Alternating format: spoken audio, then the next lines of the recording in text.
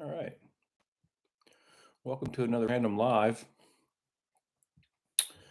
I am, I always do this too. I'm not consistently going live, excuse me, from the same platform. It's confusing. Yo, what's up? I'm surprised anybody came on. Just doing my experimental random deal. Wednesdays has been a good day. So I've been experimenting on different times on Wednesdays and Sundays around lunchtime. Usually gets a pretty good crowd. And I need to talk. I was thinking about like doing videos and posting longer format videos. But for that reason right there, I need to speak and work on public speaking. I got a bunch of podcasts coming up. So I figure I better become one with the microphone.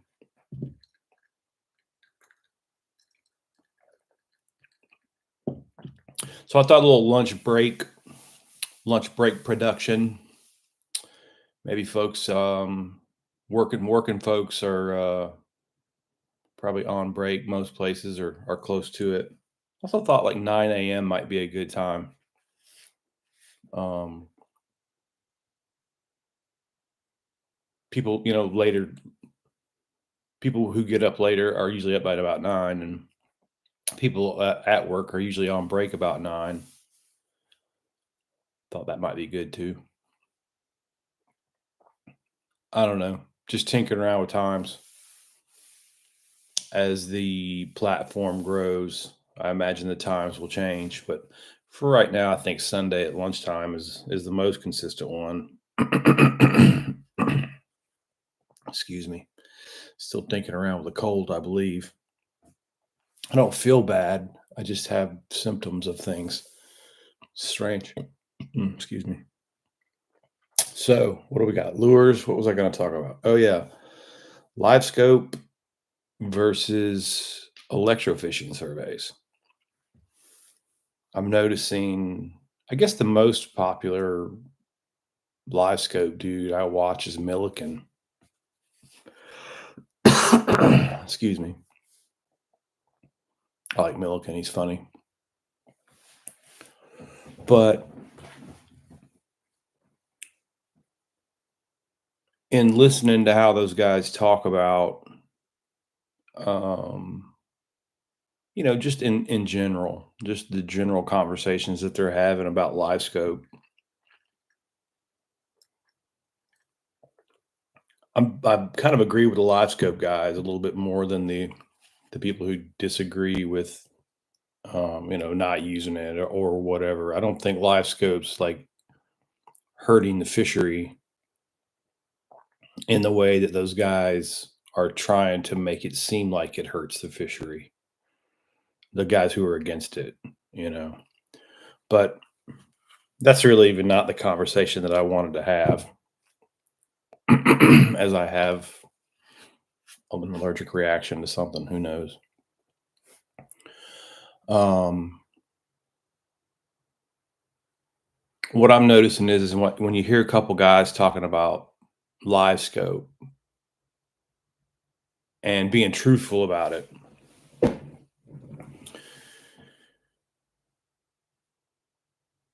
it's similar to listening to biologists talk about like electrofishing. So what I'm getting at is like, all right, I'm going to use my experience with electrofishing. I go to lakes, lake after lake, or ponds too, either way. I ranged in there from 1 acre to 100 acres and a bunch of different kinds, a bunch of different places. And not only did many of them I just did one time, several I did multiple times. And then for some of the clients that I had locally, I electrofish those lakes. And I had a real good diverse group of lakes in Atlanta, I was more of like a mid to bigger I was more of a small lake manager than I was a pond manager, I guess, is the best way to put it. I had 90 acres of water in one of them. I had 240 acres of water in one of them. 35 and 11 was in that neighborhood. 26 was in that neighborhood. I could keep going, but you get the idea. Pretty decent sized bodies of water. So, what I learned, I guess the most I learned, the most things that I could give to you guys from that experience is in lakes 20, 30, 40, 50 acres or so that do produce decent sized bass. The decent sized bass will come from the same areas of the lake almost all the time. Yeah, you might catch them in random places or whatever, but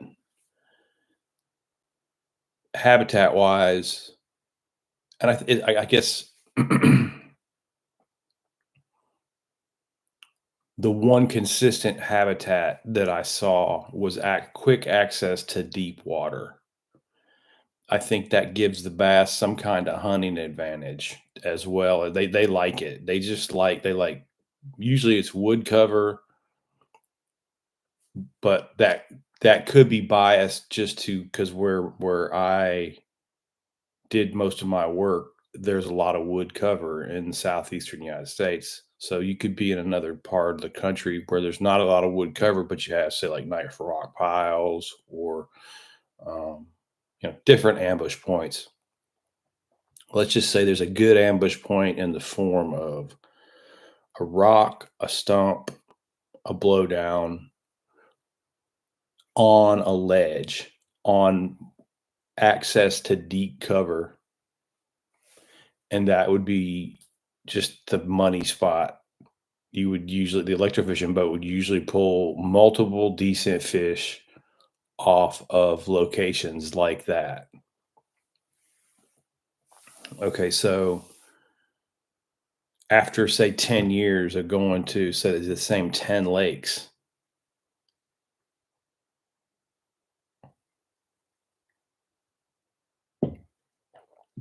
before I start that, I'll gotta a post coming through here. I didn't go on StreamYard, so I can't put it up on the screens for you guys to see it. So I'll just read it. Sterling says, "What is a good way to contact me? I'm an aspiring private fisheries biologist." Yeah, that's cool, man. I actually have quite a number of younger professional lake managers that I consult with and help out from time to time. And I would say probably the best place would be that's the problem with YouTube. There's not a really good DM that I'm aware of, anyway. Try me on Aquatic Biologist. I'm on Instagram or Facebook. The DMs on there are pretty good. Um, I don't know. Well, just here, just text me. I'll just put my number here. So there's only 4 people watching. I don't know, and everybody has this number anyway. It's just my business line.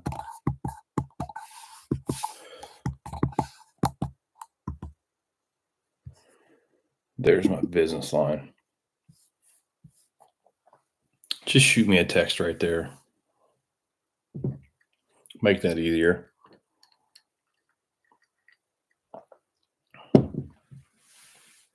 If I don't pick it up, it's just because I'm on another line. I'll get to you quick.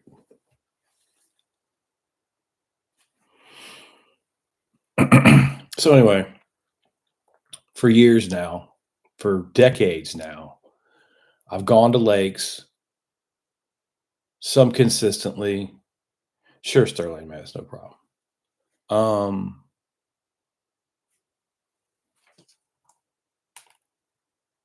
I've gone to lakes, I've done electrofishing surveys, and I've seen repeatedly the areas where the fish come up, you know. Uh, and Now, there is some bias involved with that as well, but, well, I don't know, could go both ways. Like, electrofishing boat doesn't catch all the fish in the lake, not even close, but it is biased towards the biggest fish in the lake because the biggest fish in the lake have the most surface area, and with more surface area in the water, they get shocked the hardest. They get the most electrical see, I need to work on my speech. The electrical current hits them harder, um, the bigger the fish is. So, talk about bias, electrofishing boat is biased towards larger fish because of that fact. But that being said, I feel like that gives me, with my experience electrofishing and the ability to like go to those lakes. I can think of all the places in those lakes where there's, 7, 8, 9 pound bass are going to come up. And I guess the one thing too to be aware of is in those areas where those big fish would come up, usually you would only get like one, but it would never be the same one either. And like one year you'd have a nice healthy 9 pounder. The next time you did it, you'd have a nice healthy like 7.5 pounder. Definitely not the same fish at all. One's a couple inches shorter than the other one, both of them perfectly healthy relative weight wise. So they're not the same fish. But the following year, like the example, I'm thinking of a specific example of a spot in my head. And then the following year, I got an 8 pound, 15 ouncer out of that. I mean, in the same spot, I mean, the same boat length of a spot right there in the corner of the dam.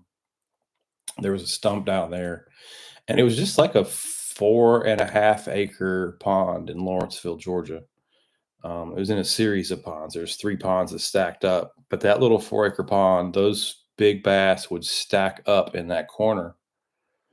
I had another one over in Swanee. I don't know if that's Lawrenceville or Swanee over there. Anyway, it was about a 40-acre lake, and it had this row of like stumps that came off a certain way. And for whatever reason, that was the habitat. The bass and the bass are pretty decent in that lake. The lake could actually grow some bass. That helps. But they would always be there. There would always be, you could always at least count on a 5 pound bass coming off right there. And sometimes you count like almost busted 10 right there. There was like a 9 pound, 14 ouncer off that ledge once.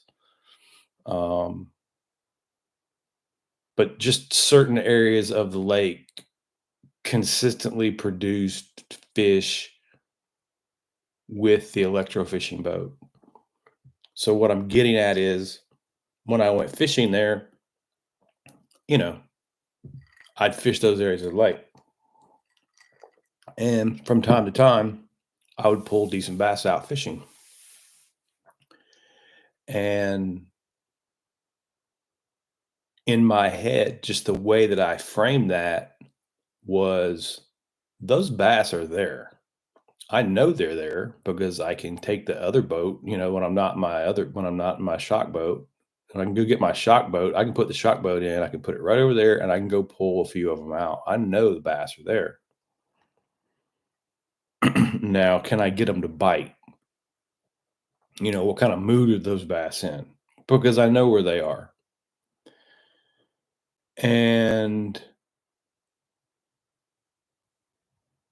now I hear these live scope fishermen, and they talk very similar.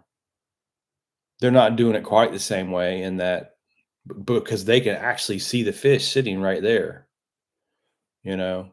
And I've seen guys like Ben Milliken, he'll talk about like fishing and then moving and then come back and checking, putting multiple casts into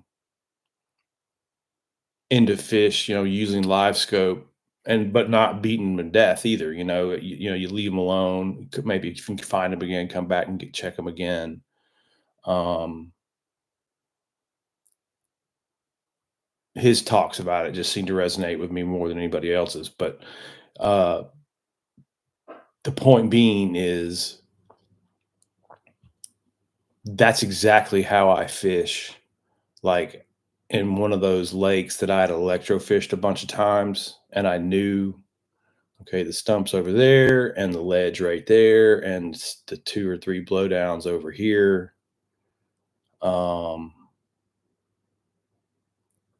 and if I went fishing in one of those lakes that I was managing, I would just be like hole jumping based on my experience with the electrofishing boat. And even though I didn't have live scope, and I'm not saying I didn't fish in other places.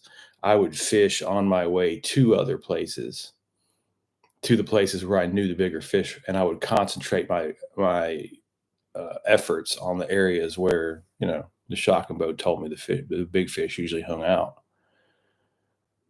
And that is I've just seen very similar strategies in the way that I approach things with that kind of knowledge and the way these guys are approaching things with their live scope. Hey, we got five, six people on here on our Wednesday lunch break special. Not getting too many questions or thoughts. Usually there's like a riot online and when you start talking about live scope. I guess we don't have too many highly opinionated live scopers or non-live scopers. It doesn't bother me. I don't think live scope is ruining fishing or changing fishing or um I noticed the biggest complainers about live scope and the problems that live scope is supposedly causing, whatever, um, are also the same guys that don't understand relative weight. They don't talk about fisheries management. They're also the furthest detached away from fisheries management. Uh, I said I don't see live scope being much different than side imaging, or you can pretty much use side imaging like live scope. I do it all the time. I'll be riding down through the river channel out there. I did it the last couple times I've actually caught a fish at the lake when I went. Um, Saw them on side imaging, eased up, swerved it around, fished back down the edge and caught a fish. So I don't see very much difference in that and live scope. I mean, there is, and I do get that. I do get it, but um,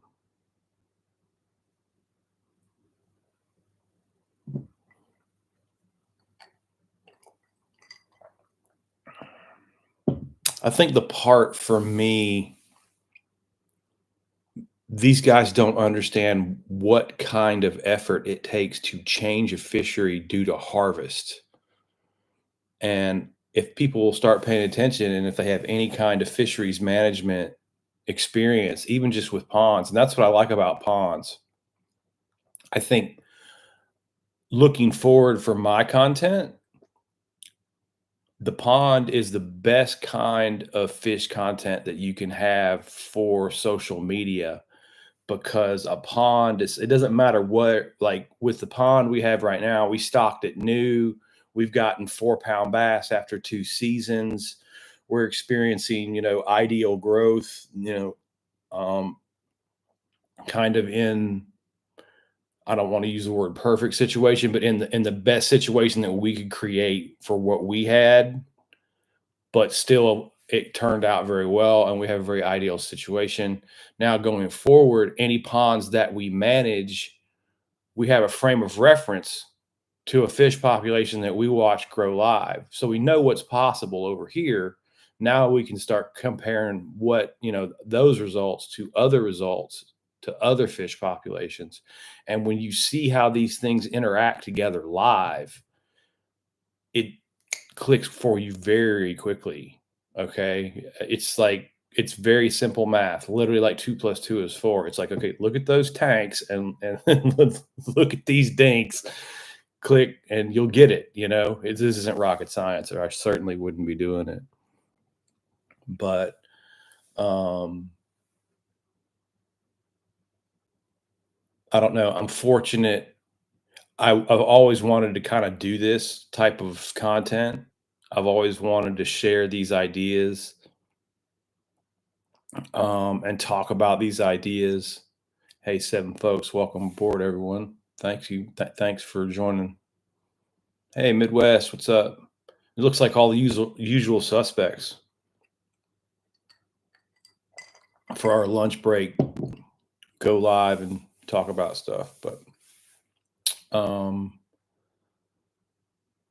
the live scope stuff does not bother me at all as far as a fish population manager. I think where you're going to see problems with live scope in the long run is like anything else. There's going to be new models every 20 minutes, and I'm already seeing that. I already got one out on my boat for half off because my buddy went and bought another one. He wanted, I don't know why, but he decided to switch. And so I've got it. I put it on the front of mine. I've noticed in Florida, there's so much aquatic vegetation, especially where I'm at, that maybe I'm not good enough with it, but I can't differentiate between all those like leaves and stalks on everything down there. It's just so much vegetation where I'm fishing that live scope hasn't helped much. But I have in the more open water, like deep water in the barge canal out there on the ledges and stuff, definitely. And in more like not Florida, like when I fish with it in Georgia, definitely gotten some help with it there. Um, a powerful tool, you know. I like it. But I think the one problem that I see from live scope is then the ability of the boat to, for lack of a better term, stalk the fish. So I think over time, and it's noisy too. I'm sure there's with all the different transducers and things that going on. I'm sure that it's got to be detectable in some kind of way to the fish. I think the combinations of those things is going to create a situation where the live scopers are going to have to keep some distance. The bass are going to learn very quickly. And I've actually heard a few, again, in the conversations I've heard online, I've already heard the live scopers talk about this stuff, turning it on and off and using it from a long distance away, not be right up on them with it. Um, it'll make boat positioning super critical because again, with if a bulk of the boats or even just a certain percentage of the boats have live scope and are able to hover and kind of, stay around the fish are going to become very aware of that as a predator. And then any boats that get near those fish, because, even though if you don't have live scope, you see what I'm saying? Um, so in all, with the ability for the angler to dial the fish in, I think it's going to make public water fishing probably, the fishing pressure on public water fishing is shifting, changing, and becoming a little bit more difficult. But at the same time, I mean, that's been public water fishing forever. I mean, I fished at Lake Lanier. There's like a million boats out there literally on the holiday weekends. The public water fishing you couldn't get more fishing pressure on that lake. Um, I'm not sure how much live scope's going to make a difference out there when you've got that many boats, and Yeah, Lake Lanier is tough. Yeah, it's a huge, big place, but you'll go 0 out there. Um, Once you figure Lanier out, though, and on the good days on Lanier, you can have fantastic fishing out there, even with all the fishing pressure, though. So it's not like fishing pressure ruins fishing. It just makes it harder.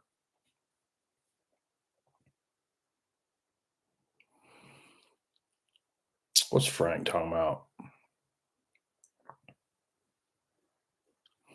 Clayton Sh- Stick. How you say that? Stick, Stick. Is in Saskatchewan and is big on YouTube and ice fishing. Okay. And he's talking about Livescope and saying that he hasn't seen evidence that it changes behavior. Yeah, see, that's kind of what I'm talking about, man. I don't see any. I'm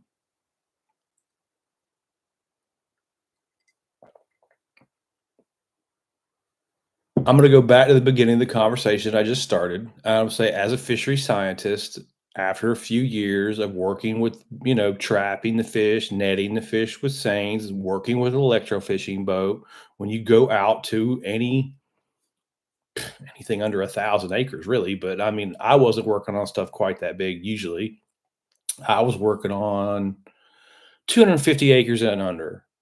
And after, say, 4 or 5 seasons of working at that lake monthly or sometimes a little more than that, yeah, I know where the fish are. You know what I mean? I don't need your live scope. I don't need a depth finder, you know? Don't. Nah, I'll figure it out, you know? Um, you run 4, 5, 6 shocking surveys a couple different times during the year, you'll pattern them, you'll figure it out. You talk to the fishermen who are out there every day anyway. You can't get away from those guys. Those guys, God love those guys. Those are your favorite people to talk to. But on the lakes, now most of the lakes didn't even have fishermen, but on the lakes that did have fishermen, you always got to, like factor stopping and talking because they would. And if you had a day where you had, certain amount of things you needed to get done, those conversations, if you had to, what I'm getting at is I had to schedule you couldn't schedule all of your fishing lake days on the same days. On the lakes, you knew there was fishermen that you would bump into, you better make one a day of those because if you didn't account for that, your day'd be blown just by getting trapped in conversations. They were great conversations, that's why you got trapped in them, but still, it was a business back then. And, it's not any different than what we're doing right now. That's what gave me the idea of doing it. It's like once you start talking about fish management, you talk about electrofishing, you talk about trapping fish and sampling fish and how all this stuff works together. Oh, and the point that I was making earlier, how ponds are the best content for this. And I'm really looking forward to it because you can change a pond. A pond is a controllable environment that you can see results in a reasonably short period of time. You could have a pond right now that you're having problems with, and we could go do monthly visits, and within 2 years, couple enough time that online people can see the changes, you know, and that's also what's important to me about it because how do I put it? Well, if you do it right, it is capable of change. We are there is It's a place that we could make a difference in fish health. Flip side of that coin, say you're watching this and you live on 1,000 acre lake in the middle of a retirement community that maybe has, a few boats that fish, nobody keeps any fish, and you've got a bass heavy population. And you've got to go remove 20,000 bass to try to balance that population out. Well, even if you dedicated your life to fishing, fished every day, kept every bass you caught, you will never catch enough bass out of a 1,000-acre lake by yourself to make any difference at all. You might as well not even try that because I hate that. I usually try to bring the phone in here so I can kill that.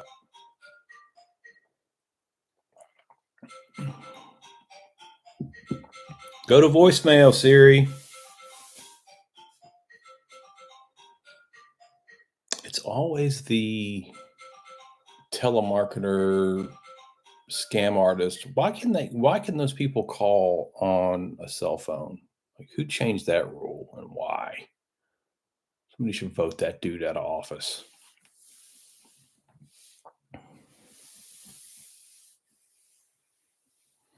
We're talking about pike now. What are we talking about? Changes behavior. No, going back what Frank was talking about, changes in behavior on the fish. The fish aren't going to change their behavior, man. The fish are going to be the fish. The reason why those fish are sitting on that deep water ledge or sitting on the structure or sitting in those places that we can consistently either shock up or go look at with the live scope, however you want to go do it. Like we said, we know where they are. Um, is because it gives them an advantage in feeding. You know, you don't see something that has to hunt its food going to the most difficult spot for it to hunt. You know, that's not how that works. They're going to go to the spot where they have success. And that's another thing the electrofishing boat will show you because, like, I was really fortunate to keep clients for a really long period of time. I didn't lose clients very often. Generally, the times that I lost clients was when, like, sometimes, like, the homeowners association people would just, like, all give it all up at once. Sometimes, like, the president would change or whatever, but sometimes there would be, like, just this mass exodus of home and I get why. I mean, I get it, but and, like, a whole bunch of new homeowners people would come in, and then basically everybody who worked for the homeowners association got fired. Those would be the times that I lost my positions a few handful of times over the years. But for the most part, I was very fortunate in that once I got a client, I kept them for, 10, 12, 15 years usually. So I got to see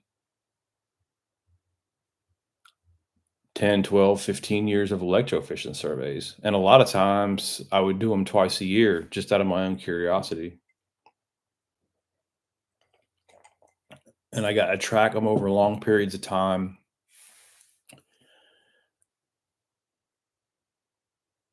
And how do I put it? I think that field experience matters. I think those observations matter. I think that's a real unique position for anybody to be in, um, to spend that amount of time over, some 2-acre ponds, some 20, some bigger.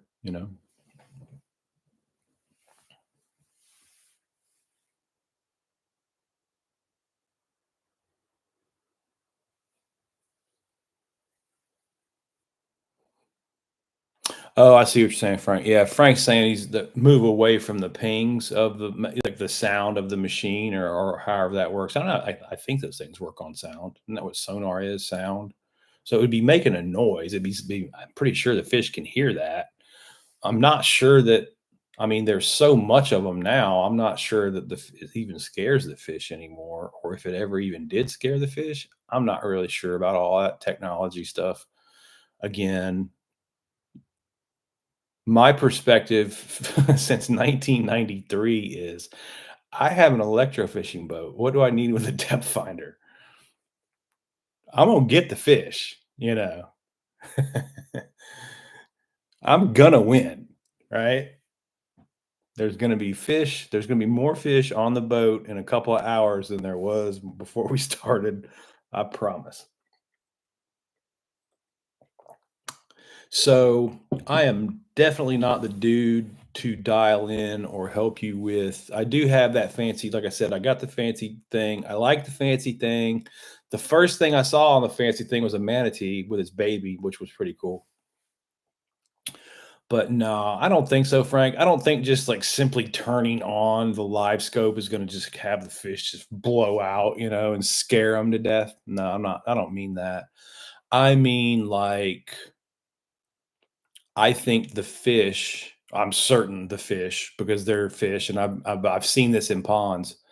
Um, okay, let's take two different ponds because again, these are the areas that we can use ponds and the behavior of ponds and extrapolate from that behavior to behavior in lakes. Excuse me. So, and I've witnessed this as field experience. It's not a hypothetical. I've seen this happen a bunches of times. All right, let's take two ponds. And I can think of the 2 ponds, actually. Both of them about 3 acres. One of them is at a little old lady's house, and I mean, like, 90-year-old lady, in good health, does her gardening, does her stuff, very sharp, but, doesn't fish, has the pond, and wants the fish to be healthy and everything, but doesn't fish, right? Not far down the road, real similar situation, pond size wise, and interested in having a healthy fish population because he's interested in bass fishing and he's a tournament bass fisherman. And the fish in that pond have he's just worn paint off every lure at Bass Pro Shop in that pond. Doesn't won't let up, like, even when you tell him, dude, you got to ease up on the fishing. Don't fish every day, 4 hours a day in a 3-acre pond that you can walk all the way around, you know? Ease up. So, you could take the electrofishing boat over there, and both 3-acre ponds produce pretty easy to get one of, 7.5, sometimes 8-pounder out of there. A diversity of size, both ponds very similar. Like, if you looked at the data sheets, you could almost switch the names at the top of the data sheet. They were very similar in productivity. They were very similar in they were both healthy. They both produce good fish, right? But the difference was if you went to a little old lady's pond and just messing around and, had, before you put the boat in or even after you pull the boat out or whatever, but you go over her pond and you throw on a lure, didn't really matter which one it was. You cast that thing around for 10 or 15 minutes, you're liable to catch a couple really nice fish pretty quickly, just dinking around at the edge of her pond because nobody fished it. All the lures were new, you know, like it was an easy place to fish, and that's where I would fish on the days that I was there. I would fish in that lake. The exact same situation, you get to go just down the road to the other 3-acre pond to where, you know, Captain Bass Pros burn the paint off everything. You could fish out there all you wanted. You ain't catching nothing. And he constantly complained, constantly wanted new genetics, constantly wanted another electrofishing surveys, constantly wanted this, constantly wanted that. And the only thing he needed to do is quit fishing it like it was the Bassmaster Classic every day of the season and in the winter. But he just didn't. He wouldn't. Wasn't in his blood.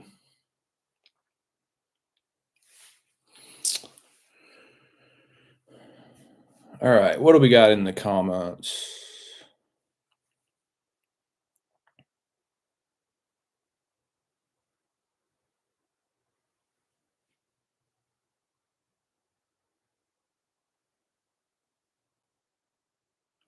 Yeah, no, that's a good point, Frank.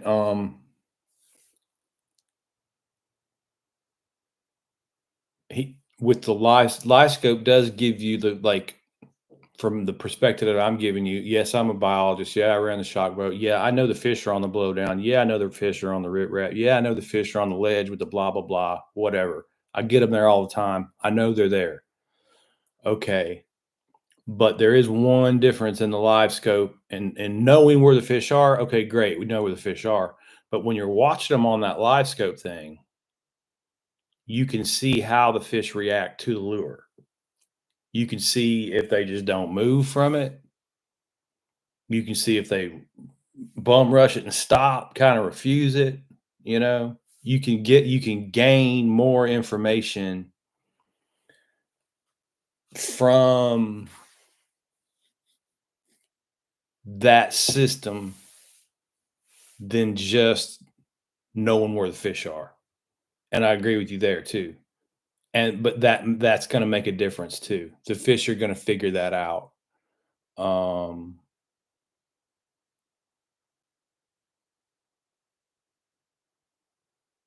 and that entire process, the fish are going to figure out. There's going to be patterns in the way the guys that approach can walk. You know, you're sitting there watching that happen, and there's just going to be natural patterns to your behavior, to how you make your lures behave in that situation, and the fish are going to figure you out.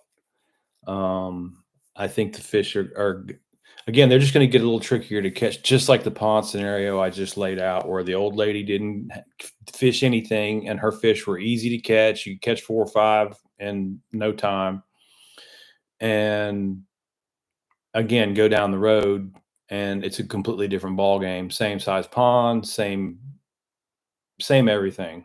Managed by me, managed the same, fed the same, everything the same. The only difference was fishing pressure.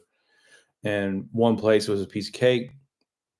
The other place was almost impossible to catch a fish. Um, those were two extremes on the ponds, you know, and every all the other ponds that I ever managed kind of lie in between those two extremes, right? So then you can just take that and apply that to bigger lakes. You know, there's going to be extremes. How many guys are using live scope? How big is your public lake? You know, um, if you got a big enough public lake, it's going to take quite a number of live scope fishermen to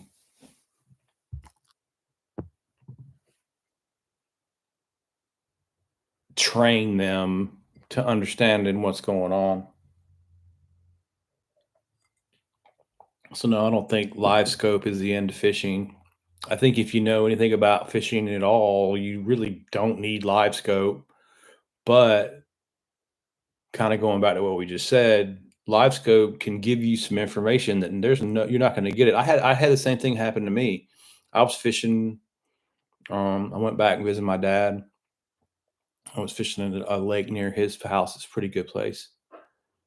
And I was watching the live scope, and there wasn't much going on. I'm not the best with it, you know. Just like I said, I've had a shock boat, so I don't really understand all the juice, the electronic stuff. So I got it turned on. I'm using it, and right along the bottom, just like this.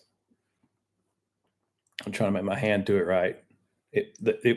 There's a couple of fish that porpoised along the bottom of the screen. I saw them go like that. And I said, that was a weird look. That didn't look normal. That looked like fast movers. That looked like the feeders of some kind. Maybe they're striper, maybe they're bass, maybe they're whatever. And there was and they were right along the bottom. So I needed something to get to the bottom real quick. So what I had was a rattle trap. I think it was the one by Spro. So it wasn't a trap, but whatever. And it was just what I had that could get to the bottom the fastest. So I just cast it down that line and let it go to the bottom. One yo-yo off the bottom, and I caught about a 3.5 pounder. So, there's a good example. I never would have done that if I hadn't have seen the porpoising, hadn't seen the fish doing like that across the bottom, chasing down right along the bottom. Um, I never would have caught that fish, never would have attempted that.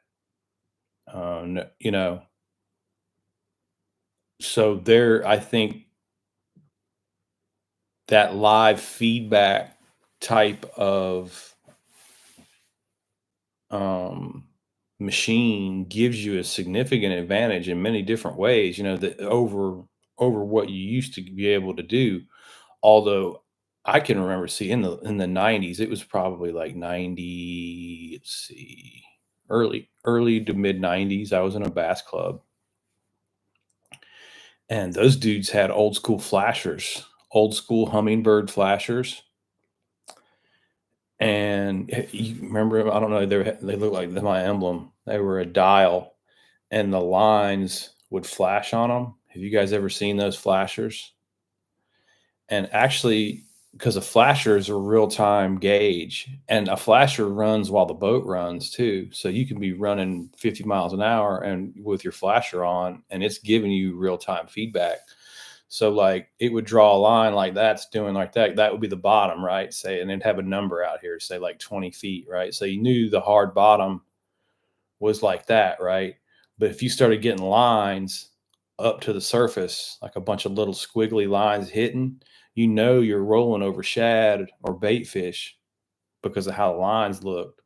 You could also see like little lines like right up off the bottom.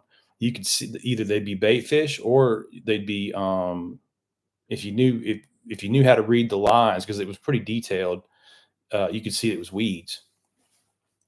If the bottom wasn't a solid line like that, if it was a little squiggly right there, like it was giving an interference and not giving you like a rock solid line like that would indicate rock bottom, where squiggly lines it would indicate a mud bottom.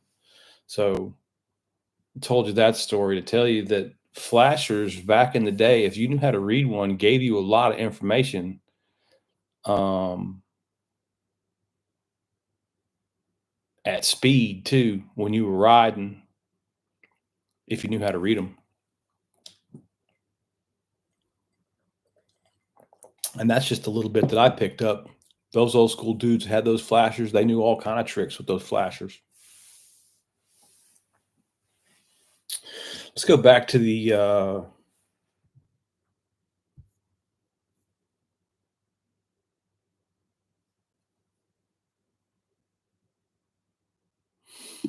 go back to the comments. Let's see. Do.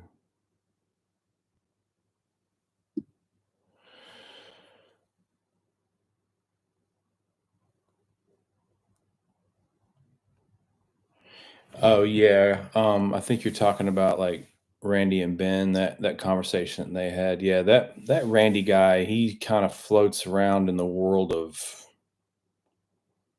well, he he like when I talk about science, I'm not giving you an opinion.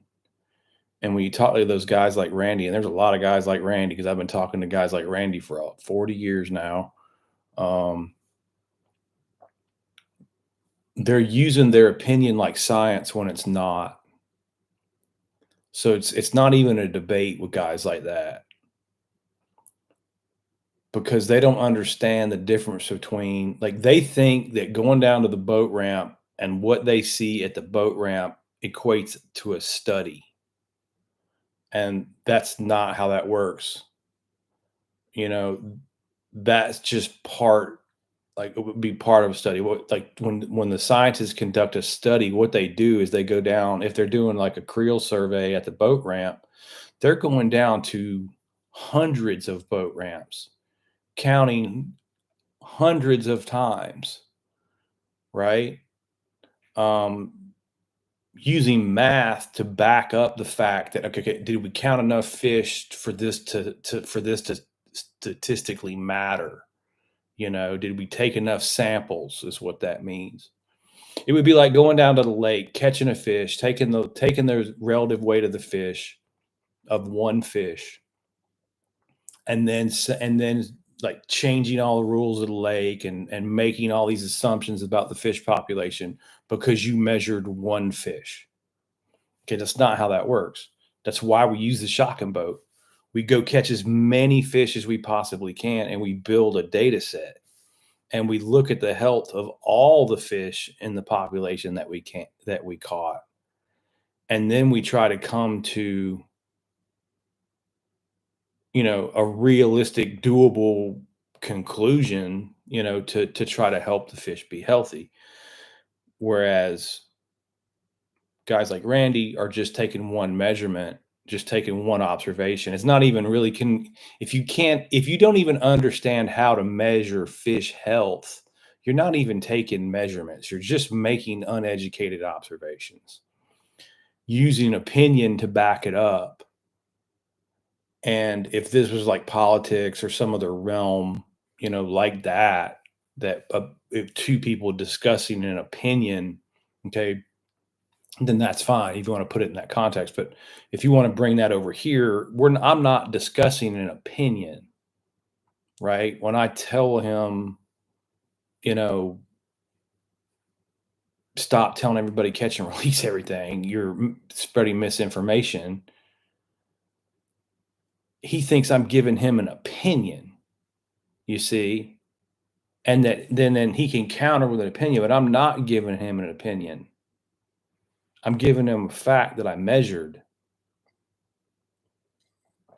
I wish I could go tell everybody that catch and release was great and you're all doing a great job and just sit back and relax and all the world record basses are going to be broke next year from all your good management practices. But I don't know if anybody's noticed or not, bass populations aren't getting any bigger. You're not catching bigger and bigger fish every season, are you? There's a reason for that.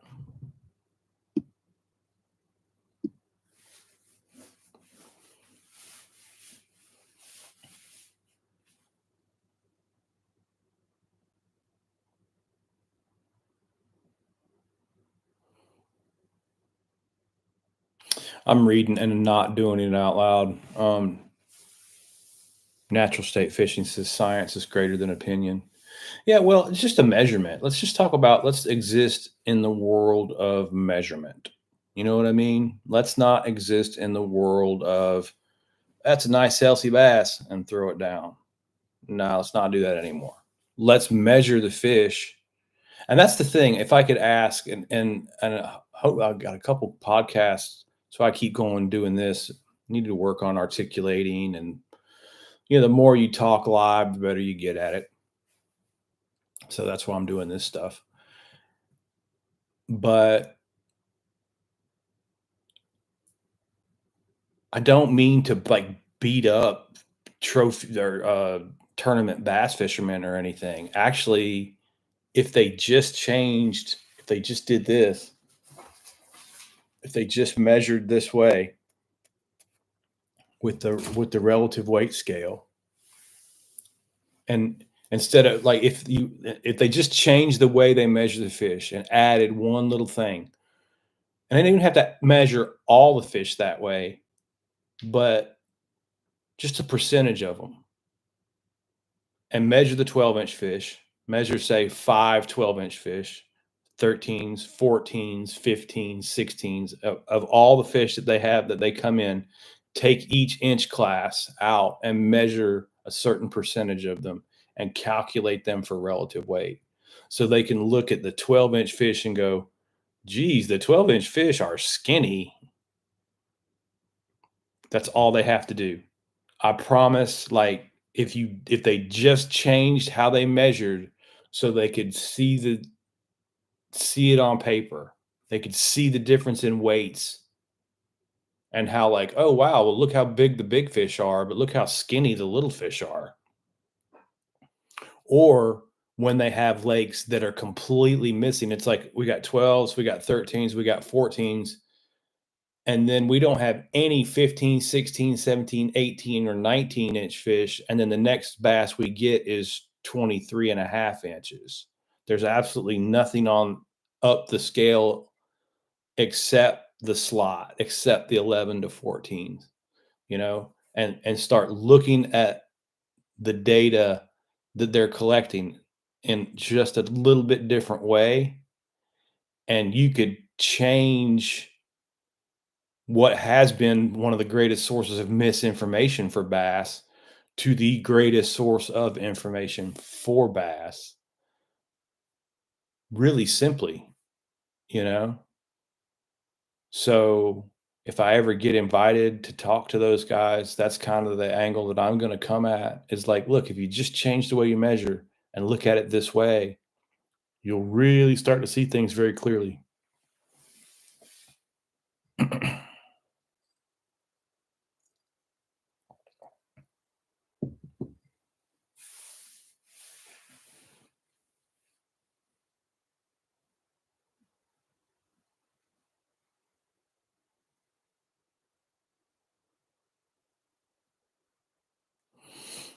Midwest is asking a good question. Would using finesse techniques mitigate against the pressure generated by anglers who use the pond?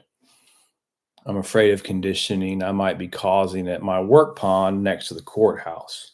It's a really good question, man. Let's go way, way back because my experience with pond fishing goes back decades since I was a young man, younger than the age of 10, actually. But as a matter of fact, it was about that age, 10 or 12 years old. I was just fishing, you know. I did not have a fisheries background then, but fortunately for me, all those years fishing, I grew up in the country and there were no really kids. I had a few kids, my friend Jason down the street, but he was, a mile away or whatever, and that was really the only neighbor, within, like, a mile of the house, but there were some ponds, so I did get to fish quite a lot in the summertime, usually every day, and going from a teenager fishing every day in a pond to the university and learning about pond management, all those fishing days kind of became data, it kind of became like data collection for me and the 3 or 4 ponds that we did have access to fishing, it became very clear to me why we had success in some and others and so on and so forth. But going back to that, I remember, I think it was Cotton Cordell had a tiny little crankbait. I think it was like 2 inches long that came out then,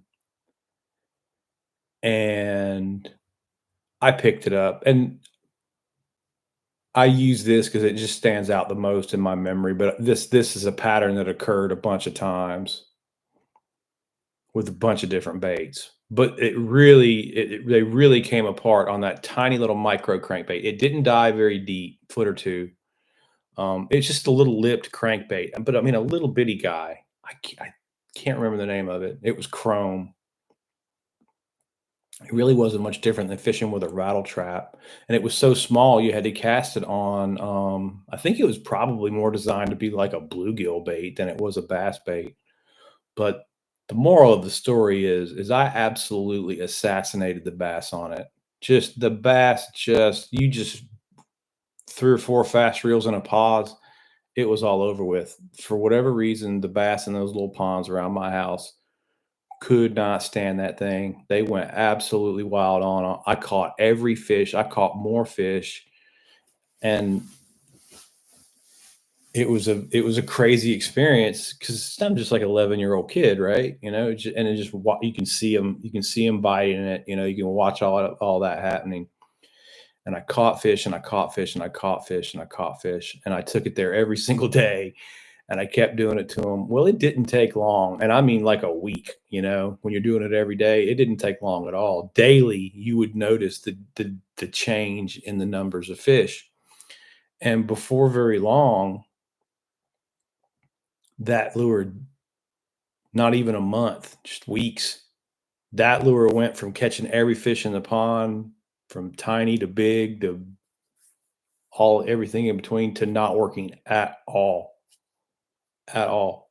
Like, it did not like, you just they figured it out, you know? Now, that's what Midwest's question is pertaining to. Could he change the lure? Could he change his setup? Could he change his presentation to like a micro or a different presentation to correct what I did to that example where I fished those fish so they just wouldn't bite the lures at all? No. I don't think it matters what lure you're tricking them on, how you're catching them, because this lure was tiny as well. That doesn't matter. How you trick them, how you change your pattern is don't do it every day. Don't work, don't fish don't do what I did and just keep fishing 'em, give it a break in there, because that's the part where, again, we use our fish biology to figure that out. A fish learns by repetition, right?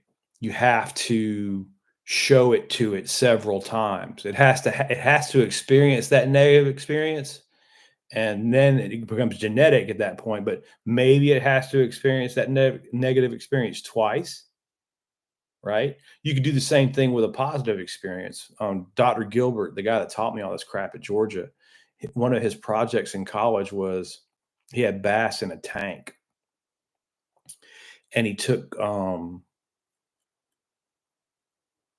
clothes hangers, and he had bent them into a square and a triangle and a circle, and he put them down in the tank.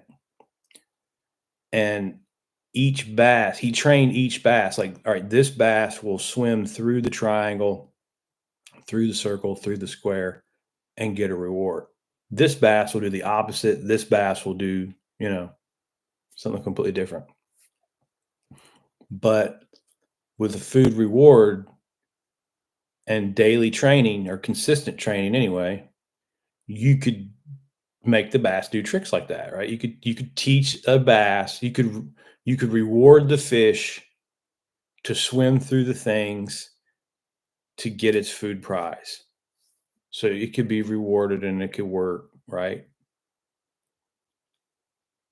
So as long as you did it consistently. If you quit doing it, there's going to be a certain period of time that the bass can remember that, but they don't have like a long-term memory like ours. Eventually, sometime in there, that bass is going to forget that process. It's not going to do that process anymore. At least that's my understanding of how bass memories work. Um, if you give them a break, and that's definitely how my experience with managing small ponds has worked. Don't fish them every day, give them a break. Um, the smaller the pond, the more important that is. I would say once you start getting out past like 5 acres, you got a pond you can fish pretty consistently, you can fish it pretty hard.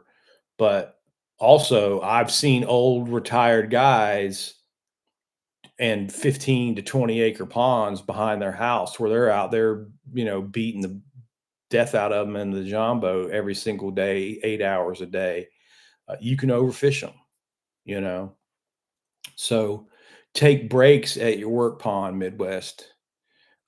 Don't fish it every single day, and you'll kind of alleviate that.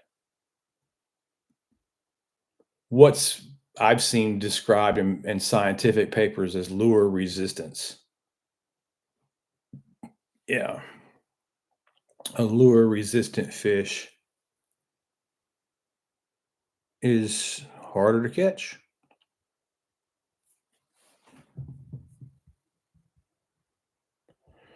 Make sure we didn't do anything. Been on an hour. Probably don't need to stay on too much longer, boys. For an hour is. I was not anticipating going on this long, really.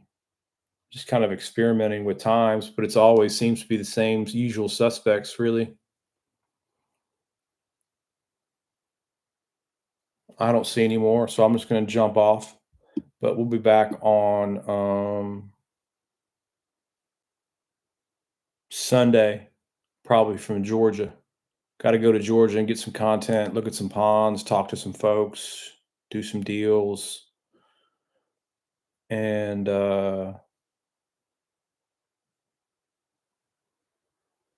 Frank, I could never get tired of you. Figures you're getting tired of me.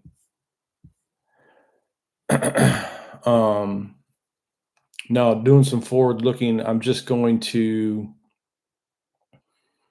love the content on the pond. You know, we're going to continue the pond content at Sugar Hill. Probably advance it a little bit more. Like I said, we're gonna have a shock survey out there. We're gonna do going forward from here. Like, this first 2 year stuff is pretty basic. I mean, anybody can do this stuff if you just do it halfway right.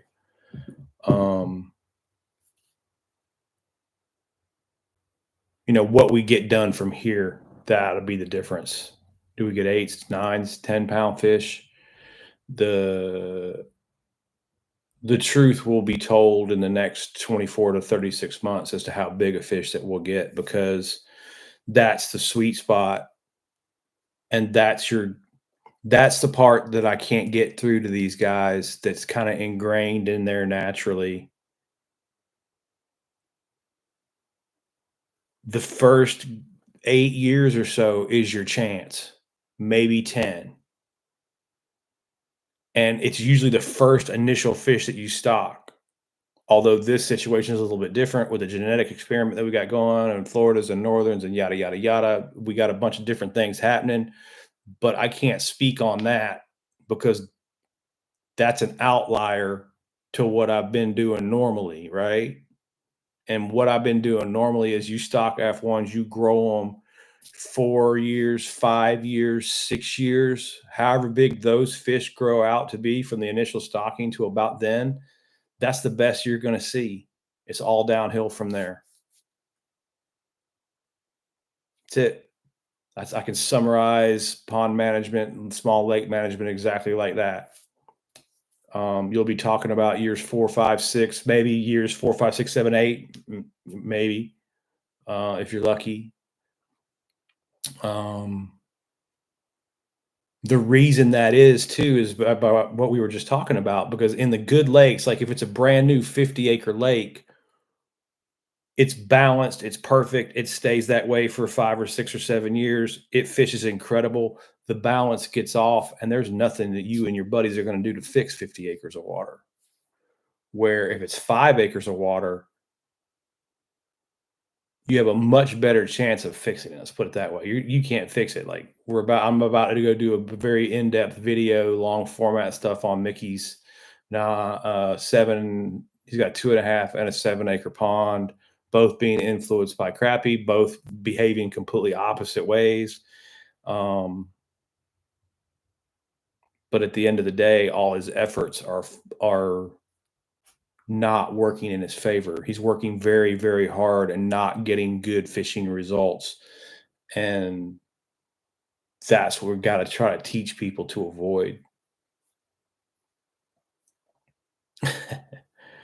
Frank. Anyway, I think that's what I got to say today, I guess. That was good though. Livescope versus electrofishing. That'll give them something to chew on. It's pretty much the same thing. The fish are right there. Go catch them. If you can't catch them, they're not biting today. Go back tomorrow. The end. All right, boys. I'll see you next time.